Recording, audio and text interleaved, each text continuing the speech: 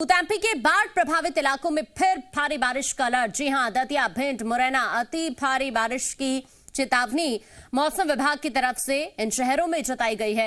MP के 28 जिलों में बारिश का येलो अलर्ट मौसम विभाग ने जारी किया है। मौसम विभाग के अलर्ट से जिला प्रशासन अलर्ट हो गया है। ये बड़ी खबर इस वक्त हम आपको बता रहे हैं। मध्य प्रदेश के कुछ ऐसे इलाके हैं, दतिया, भिंड, मुरैना, जहां अति भारी बारिश की चेतावनी मौसम विभाग की तरफ से जताई गई है। इसके अलावा एमपी के 28 ऐसे जिले हैं जहां पर बारिश का येलो अलर्ट मौसम विभाग की तरफ से जारी किया गया है। और अब मौसम विभाग के अलर्ट के बाद जिला प्रशासन अलर्ट हो गया है। उज्जैन में लगातार हो रही बारिश से एक बार फिर शिप्रा नदी उफान पर है। रामघाट, छोटा पुल और मंदिर डूब गए हैं। नदी किनारे बसे लोगों को अलर्ट जारी किया गया है। छोटा पुल से आवाजाही बंद कर दी गई है। साथ ही प्रशासन ने भी बिगड़ते हालात से निपटने के लिए तैयारियां कर ली हैं। जगह जगह होमगार्ड जवान, तैराक दल तैनात किए गए हैं। लोगों से शिप्रा नदी के घाटों पर न जाने की अपील की जा रही है। कलेक्टर ने बाढ़ के हालात को देखते हुए कहा है कि अधिकारियों को अलर्ट पर रहने के लिए कहा गया है। हालात बिगड़ते उससे पहले ही राहत बचाव के लिए पूरी तैयारी कर ली गई है। जो सामान्य ऐसे क्षेत्र हैं जहाँ पर जलभराव की समस्या आती है और वहाँ से कैसे कैसे शिफ्टिंग होती है, वो भी हमारे पास सूची है। सभी को इसके लिए अलर्ट कर दिया गया है और कहीं पर भी इस प्रकार की कोई स्थिति आती है तो हम पूरी तरीके से उसके लिए तैयार हैं। और अब बात होशंगाबाद की। तवा डैम के गेट दूसरे दिन फिर खोले गए हैं। तवा डैम के 5 गेट से छोड़ा जा रहा है 35,520 क्यूसेक पानी। कल 7 गेट खोले गए थे। रात में सभी गेटों को बंद कर दिया गया था। आज डैम के जलस्तर को देखते हुए फिर से 5 गेट खोले गए हैं। लगातार हो रही बारिश से डैम का जलस्तर लगातार बढ़ रहा है और इसी को देखते हुए यह फैसला लिया गया है और आज फिर से 5 गेट खोले गए हैं। चूंकि लगातार बारिश की वजह से डैम का जलस्तर बढ़ रहा है। तवा डैम के गेट दूसरे दिन फिर से खोले गए हैं। होशंगाबाद से बड़ी खबर। तवा डैम के 5 गेट से छोड़ा जा रहा 35,520 क्यूसेक पानी। कल 7 गेट खोले गए थे। रात में सभी गेट्स को बंद कर दिया गया था, लेकिन आज फिर से डैम के जलस्तर को देखते हुए 5 गेट खोले गए हैं। मुख्यमंत्री निवास में आयोजित महिला स्व सहायता समूह उन्मुखीकरण एवं संवाद कार्यक्रम में सीएम शिवराज शामिल हुए। सीएम ने कार्यक्रम की शुरुआत कन्या पूजन करने के साथ की। सीएम ने इस मौके पर कोरोना काल में महिला स्व सहायता समूह की महिलाओं द्वारा किए गए उत्कृष्ट कार्यों की प्रदर्शनी का अवलोकन किया। मुख्यमंत्री शिवराज सिंह चौहान ने स्व सहायता समूह की महिलाओं द्वारा बनाए उत्पादों की सराहना करते हुए लोगों से खरीदने की अपील की है। सीएम शिवराज ने ऐलान किया कि सबसे अच्छा काम करने वाले समूह को 1 करोड़ का इनाम दिया जाएगा।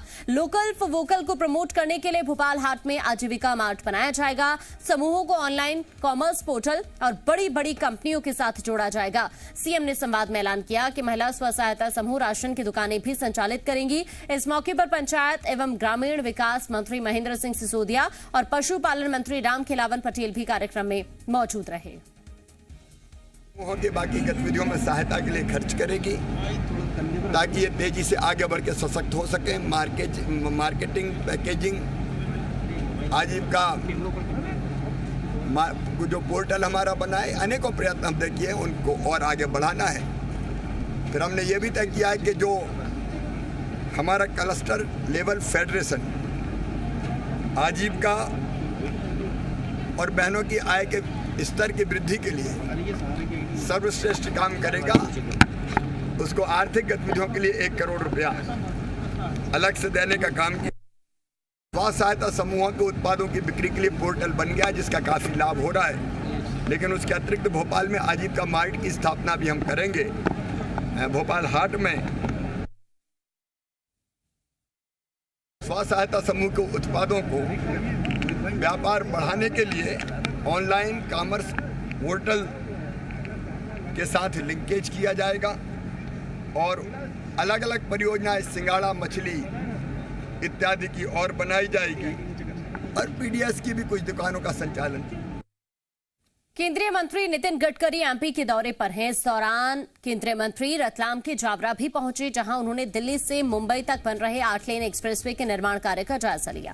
ये एक्सप्रेसवे मध्य प्रदेश से होकर गुजर रहा है। इस 8 लेन दिल्ली टू मुंबई एक्सप्रेसवे का अब तक 106 किलोमीटर का निर्माण कार्य पूरा हुआ है। इस एक्सप्रेसवे का 245 किलोमीटर का हिस्सा एमपी से होकर गुजरेगा। बीजेपी और आरएसएस के खिलाफ राहुल गांधी के बयान का पूर्व मंत्री पीसी शर्मा ने भी समर्थन किया है। भटकाने वाली बातें हैं। इधर उधर की बात नहीं न करें। पार्ले में जाते हैं और जाइए, क्योंकि बदलाव का माहौल चला हुआ है भारतीय जनता पार्टी में। 3-4 मुख्यमंत्री बदल गए, युवा मुख्यमंत्री चाहिए। युवा होने के लिए ब्यूटी पार्लर में जाइए और युवा हो जाइए। सीएम शिवराज सिंह चौहान के नायक अवतार को लेकर पूर्व मंत्री जीतू पटवारी ने हमला बोला। जीतू पटवारी के मुताबिक ये 17 साल के खलनायक हैं। महिला और आदिवासी अपराध में प्रदेश नंबर 1 है। जीतू पटवारी ने कहा, कमलनाथ ने कहा था कि कुछ दोस्त लायक और कुछ नालायक होते हैं, लेकिन मुरलीधर राव ने साफ कर दिया कि ये नालायक है। नायक की भूमिका में है शिवराज सिंह जी। अभी गए थे चुनाव क्षेत्र में, उन्होंने कहा कि करप्शन सहन नहीं होगा और डंडा लेके निकला हूं, यही सस्पेंड करता हूं। मुख्यमंत्री जी, एक दिन की फिल्म का नायक था वो अनिल कपूर, जिसकी आप एक्टिंग करते हो। और कमलनाथ जी कहते हैं, आपके इस लोहे को मानते हैं वो कहते हैं सलमान खान से भी आगे हैं शिवराज सिंह जी। पीएम मोदी के जन्मदिन को बीजेपी भव्य तरीके से मना रही है, जिसको लेकर कांग्रेस ने ऐतराज जताया है। पूर्व मंत्री जीतू पटवारी ने पूछा कि पीएम मोदी ने ऐसा क्या किया है जो बीजेपी उनके जन्मदिन को समर्पण दिवस के रूप में मना रही है, जिस पर पलटवार करते हुए बीजेपी ने कहा कि कांग्रेस सिर्फ राहुल और प्रियंका का चरण चुंबन करती है। जनता के हित में फैसले लेने वाले पीएम मोदी का जन्मदिन भव्य तरीके से मनाया जाएगा। ऐतराज है तो रहे। सोच रहा था कि 7 साल में मोदी जी ने ऐसा क्या किया देश के लिए कि उनके जन्मदिन का क्या नाम दिया जाए। जो मोदी जी ने बोला, बातें की, प्रधानमंत्री रहते हुए पूरी नहीं की। ये मोदी जी के काम करने की 18 घंटे काम करने का, देश के लिए सेवा करने का मुख्य मुद्दा था। इन सब का सार है, इन सब बातें जो मैंने पहले कही, इनका सार है मोदी मतलब बंठा ढाल।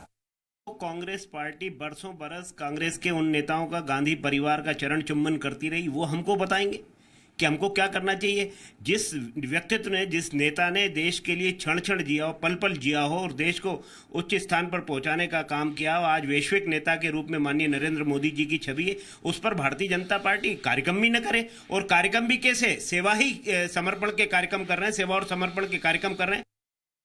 जबलपुर में बीजेपी प्रदेश अध्यक्ष वीडी शर्मा ने मीडिया के आईफा आयोजन के सवाल का जवाब देते हुए कहा कि बीजेपी आईफा अवार्ड जैसी चीजों पर विश्वास नहीं करती है। सामाजिक काम से लेकर कोरोना से निपटना प्राथमिकता है। वीडी शर्मा के मुताबिक बीजेपी अध्यक्ष जेपी नड्डा ने देश के सभी बूथ पर 4 हेल्थ वर्कर खड़े करने के निर्देश दिए हैं। हेल्थ स्वयं सेवकों के जरिए लोगों की मदद की जा रही है। हर बूथ पर स्वयं सेवक हैं, डॉक्टर की चेन है। देखिए, आईफा अवार्ड वगैरह वगैरह ऐसी चीज़ों में हम कोई विश्वास नहीं रखते। भारतीय जनता पार्टी ने इस प्रकार की चीज़ें करती है। हमारा पहला काम मध्य प्रदेश के अंदर कोरोना के महामारी के संकट से निपटना था। आज हम उसमें सफलता की ओर बढ़े हैं। जबलपुर पहुंचे बीजेपी प्रदेश अध्यक्ष वीडी शर्मा ने उपचुनाव को लेकर कहा कि बीजेपी चुनाव के लिए हमेशा तैयार रहने वाला संगठन है। चुनाव आयोग जब चाहे चुनाव कराए। वीडी शर्मा के मुताबिक बीजेपी कार्यकर्ता बूथ बूथ पर तैयार हैं, हमें चुनाव की चिंता नहीं है। इलेक्शन कमीशन जब तय करेगा तब हम मैदान में, हम तो हमेशा मैदान में ही रहते हैं।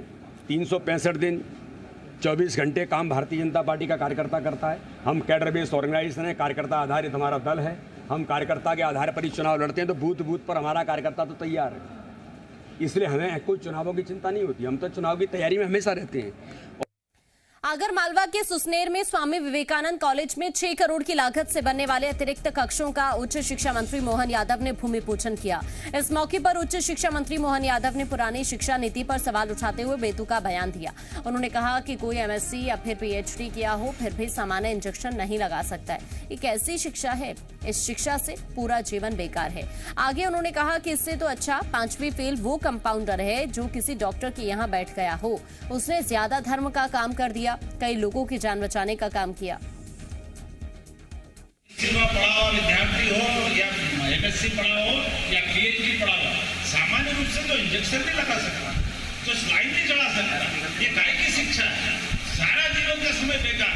इससे तो 5वीं फेल कंपाउंडर किसी डॉक्टर के यहाँ बैठ गया, उसने ज्यादा धर्म का काम कर दिया, कई लोगों की जान बचाने का काम करा। ये जो छोटी छोटी चीजों की जो गेप हो गई। मध्य प्रदेश में पहली बार अपने तरीके की एक अनोखी परीक्षा का आयोजन किया जा रहा है। भगवान राम के वनवासी जीवन पर यह अनोखी परीक्षा आयोजित होगी। रामायण के अयोध्या कांड पर इस परीक्षा को आयोजित किया जाएगा, जिसमें 10वीं, 11वीं और 12वीं के छात्र शामिल हो सकेंगे। इस खास परीक्षा को तुलसी मानस प्रतिष्ठान, स्कूल शिक्षा विभाग, संस्कृति विभाग, अध्यात्म विभाग और पर्यटन विभाग के सहयोग से आयोजित किया जा रहा है। लोकसभा सदस्य रहे बीजेपी के वरिष्ठ नेता और तुलसी मानस प्रतिष्ठान के अध्यक्ष रघुनंदन शर्मा ने बताया कि राम के चरित्र को लोग समझे और जाने, इसके लिए प्रदेश स्तरीय परीक्षा आयोजित कराई जा रही है और 3 विजेताओं को हवाई जहाज से अयोध्या में रामलला के दर्शन कराए जाएंगे। शासन ने सुंदरकांड को बीए प्रथम वर्ष में सम्मिलित किया है और इसलिए शासन बधाई का पात्र है कि उन्होंने सुंदरकांड को परीक्षा में बीए के छात्रों के लिए सम्मिलित किया है। और इसी प्रकार का हमारा यह प्रयास है कि अयोध्या कांड 9वीं, 10वीं, 11वीं, 12वीं के विद्यार्थियों के लिए अध्ययन का विषय बन जाए। मध्य प्रदेश में डेंगू का कहर जारी है। हालात ये है कि प्रदेश में डेंगू के मामले 3000 के पार हो चुके हैं, तो मंदसौर डेंगू का हॉटस्पॉट बना हुआ है। मंदसौर में बुधवार को भी 50 नए मरीज सामने आए, जिसके बाद जिले में आंकड़ा 936 तक पहुंच गया है। वहीं जबलपुर में 8 नए मरीज सामने आने के बाद यहां आंकड़ा बढ़कर 426 हो चुका है। आंकड़ों के लिहाज से तीसरे नंबर पर रतलाम है, जहां 6 नए मरीज सामने आने के बाद अब तक 305 मरीज डेंगू के शिकार हो चुके हैं। चौथे नंबर पर राजधानी भोपाल है, जहां अब तक 219 मरीज डेंगू की चपेट में आ चुके हैं। तो 5वें नंबर पर सबसे साफ सुथरा शहर इंदौर है, जहां 18 मरीज मिले हैं और यहां आंकड़ा 182 पर पहुंच चुका है। हालांकि डेंगू पर काबू के लिए सरकार भी एक्टिव मोड में है। कल ही डेंगू से जंग जनता के संग अभियान की शुरुआत की गई, जिसके तहत शहर शहर, गली गली फॉगिंग के साथ डेंगू के लार्वे को नष्ट करने को अंजाम दिया जा रहा है। राजगढ़ में आज एक दर्दनाक सड़क हादसे में 5 लोगों की मौत हो गई है। मृतकों में 2 महिला और 3 पुरुष शामिल हैं। इसके साथ ही 2 लोग घायल भी हो गए हैं। सभी मृतक एक ही परिवार के बताए जा रहे हैं, जो राजगढ़ में अंत्येष्टि में शामिल होने के लिए ऑटो से जा रहे थे। तभी एक सवारी गाड़ी से भीषण टक्कर हो गई। हादसा राजगढ़ से 3 किलोमीटर पहले ब्यावरा रोड पर हुआ।